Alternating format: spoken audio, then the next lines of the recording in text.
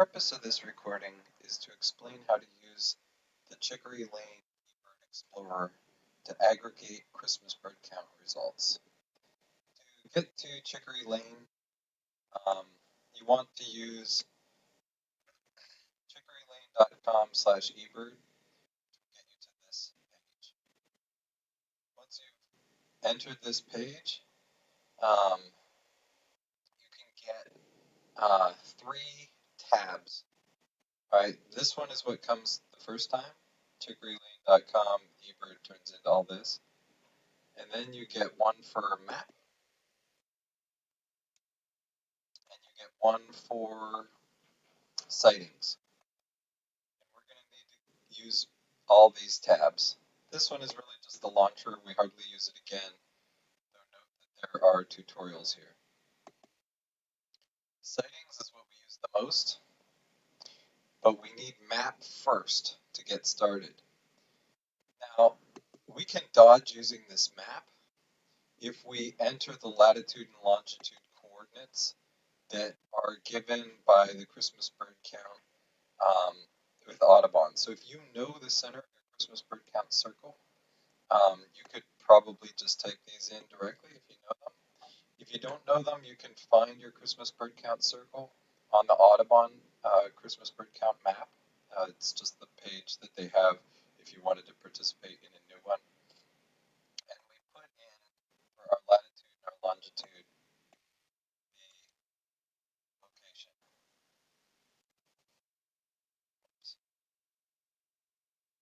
4.08.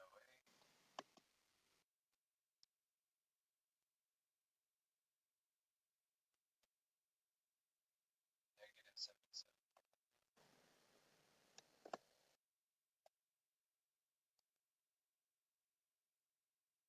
Then we need to look how many days back we need to query. If you were going to be grabbing, say today was December 5th, and we wanted to grab data from a Christmas bird count that was 6 days ago, we may want to include all the count week birds. So we have to go even 3 days before that. So 3 days before 6 days is 9 days, and then just for good measure to make sure that we're reaching all the data that we need, it's better to grab too much than to grab too little and miss out on any count week birds. So just choose a number that's a little bit too many, and then we'll trim it to the exactly the right amount of days when we can see the birds. The distance is the size of the circle. So these Christmas bird count circles are about 7.5 miles in radius. And so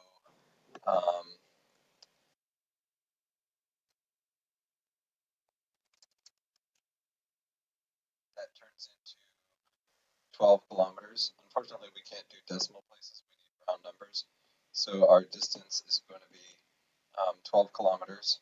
It is possible that if someone dropped an eBird point in those last 70 meters, there could be a little issue. But generally speaking, you just do your search on all this stuff. The first time you run a search, it will just return one instance of each species that was found. Okay, and after we have this one instance, then we can grab the species that were listed, and we can search for all the instances of those species. So right now we only have one sighting of American robin given. Well, we want all the sightings of American robin given during this time period. So our next step is we tap list species.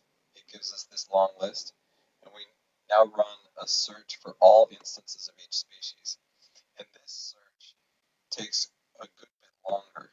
The reason why it takes a good bit longer is that now we're doing a fresh search for every species. So it searches for every instance of American crow, every instance of tufted titmouse, within this many days back within this distance. And so that will take significantly longer, and you just have to wait until the messages maxes out and it's done. We did some testing in New York City and Philadelphia, and it can run up into the thousands. But most of the time for your Christmas bird counts, there won't be that many. So this will max out in the 500.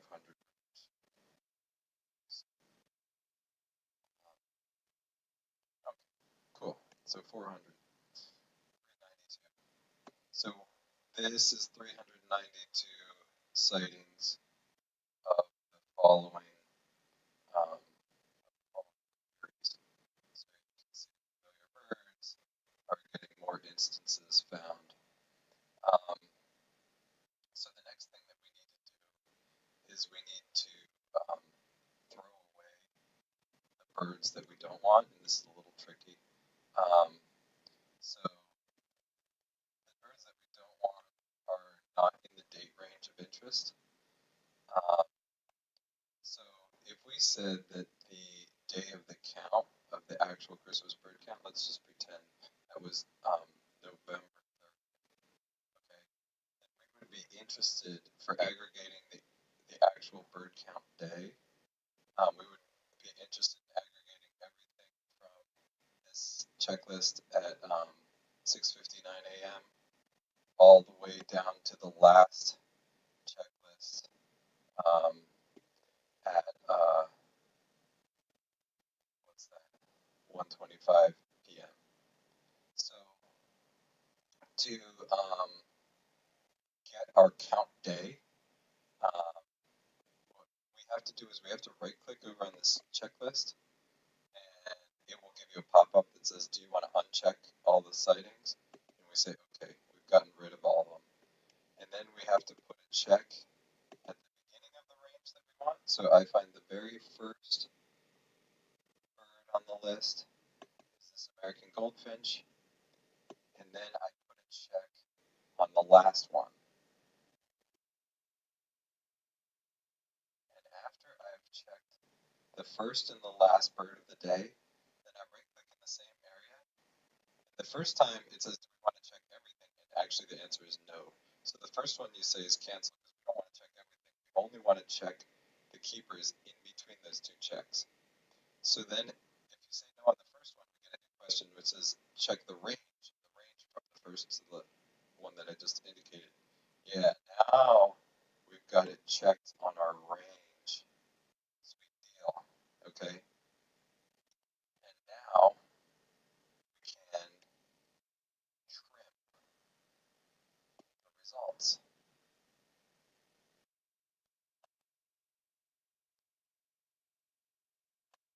After hitting trim, what's been achieved? We got rid of everything that wasn't checked. We just have the good stuff. Okay. Now this group of good stuff, when I submit my compiler result, if I have instances of American cardinal reported in Spring Creek Canyon and in Musser's Gap, or sorry, Governor's Park and other places, I want to know that the total northern cardinals is at least 11. So to get this all totaled up, I'm going to hit aggregate species. All right. Now it's been boiled down even more carefully to my 11 northern cardinals, and all of this is now established in an organized way of the total number of reports for each species that would be ready for submitting for the count day. To save and export this, I have to open another window called multi-set functions. And the first thing that I'm going to do is I'm just going to save this. So I'm going to name this one as count day, and I'm going to store that.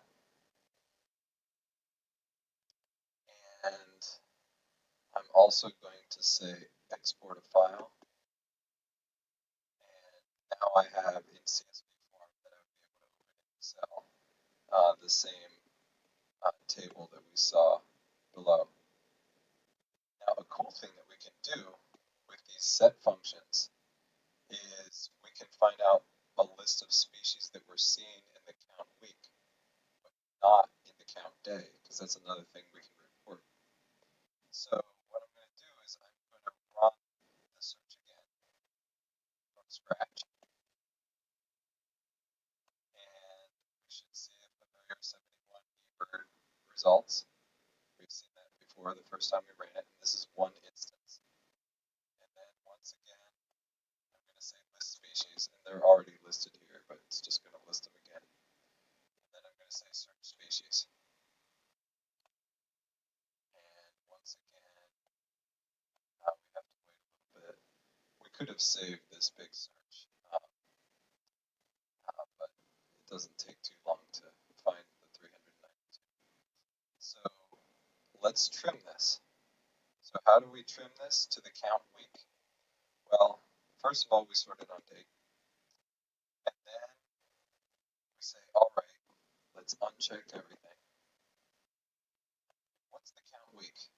The count week is all of the 3 days before the count. So if the day of the count was November 30th, then I can count in the count week everything on the 29th, the 28th, and the 27th, but not the 26th.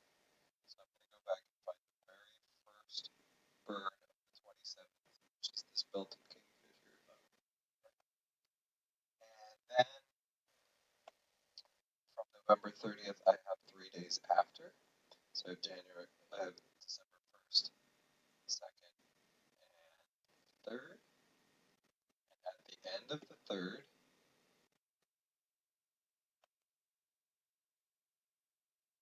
I have all those. And then I do my right click. And do I want to check them all? Nope. Do I want to check the range? Oh yeah. And I say trim those off.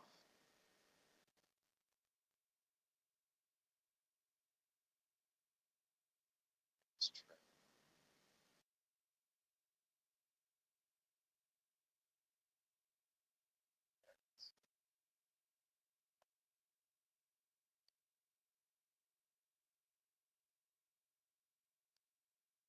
Now I'm going to aggregate again. The aggregation step is not critical, but since I'm just looking for count species, fine. And I'm going to save this list.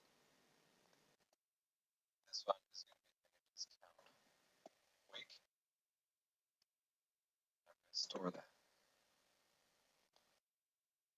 So I can also export that if I want it. I'm not going to export that one. You'll see why. Now what I want to do is I want to put count day on the left and count week on the right. And I want to find what are the birds that were found in count week, but were not in count day. Okay. So this would be every species in the whole period. This would be the ones that were found both in the count day and the count week, which since they overlap, these are uninteresting.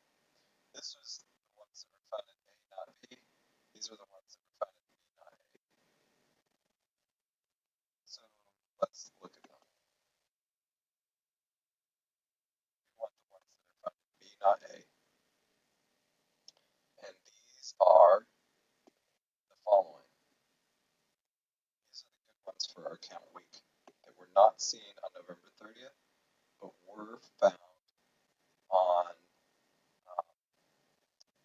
the surrounding days. So this is the count week supplement birds that I want to export. affirm what we have. This is a comma separated file, so if you open this in Excel, these would all be in a table. The information about the date and the location is not important. All that we would know is that matters is there was one, and 7, etc. Count week, we have a comma separated value, which we could easily open in Excel. And good news is that we have all the words that we needed, like mark, break, etc. It all looks much more beautiful when you get a new cell for each comma separated value. So that is how you do a aggregation of all the eBird results inside of a circle. And if a if a Christmas bird count compiler encourages participants to use eBird, then that's a little bit less